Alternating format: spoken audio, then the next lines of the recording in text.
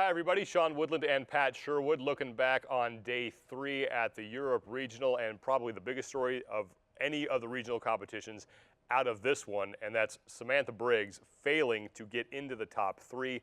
Her day started pretty well, just what she needed to do. She wins event 6, but then on event 7, she had a problem with the overhead squats, and ultimately that cost her.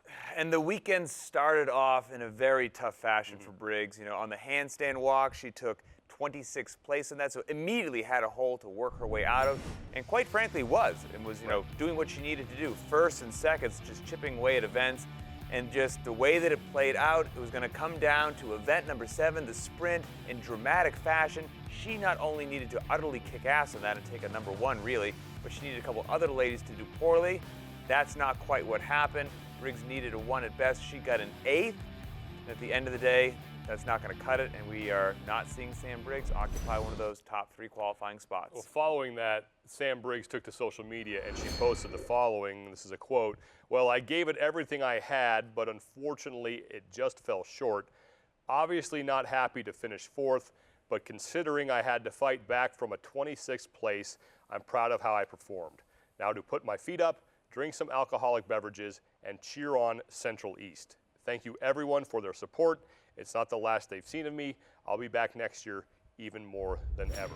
Sam Briggs does not qualify, but here's a look at the people who did. We have 3 new men and 3 new teams heading to the CrossFit Games, but on the women's side, Annie Thorisdottir, her story was overshadowed by what was going on with Samantha Briggs, but Thorisdottir all weekend long, extremely consistent, and now looks like the athlete who won back-to-back CrossFit Games titles. Yeah, Thorisdottir, damn. I mean, I said I gotta eat my words a little bit when these events got announced. Annie was coming back. I'm like, Annie's clearly incredibly fit, but I don't think these particular events are the ones that if she could have scripted out what she wanted, it probably wouldn't have been these. So I thought she was gonna have this incredible struggle, and she struggled a bit, just a smidge from I'd time like to to struggle time. like that. Just a smidge, right? But even her struggles weren't really struggles. Specifically, I was like, okay, on Nasty Girls version 2, muscle-ups, historically not the best for, but what does she do? She takes ties for a 6th on that. I'll take that as a struggle any day of the week.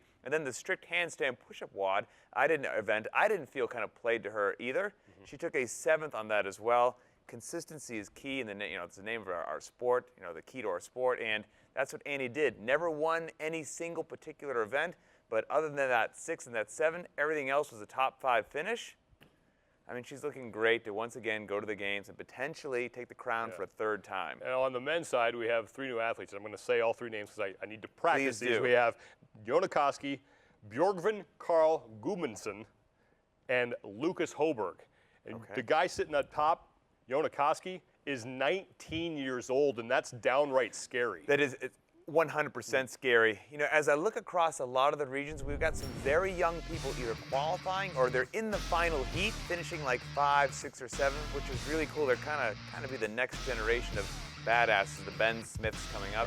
And he is an excellent example of this. 19 years old, obviously with the physical capacity to win his region, but that maybe inexperience can be tempered by the fact that he has Nico Salo, a former champion, guiding him, kind of being a mentor. So that's an interesting combination. Well, congratulations to all the athletes who competed at the Europe Regional, and congratulations to those of you moving on to the CrossFit Games. For Pat Sherwood, I'm Sean Woodland, and that's day 3 at Europe.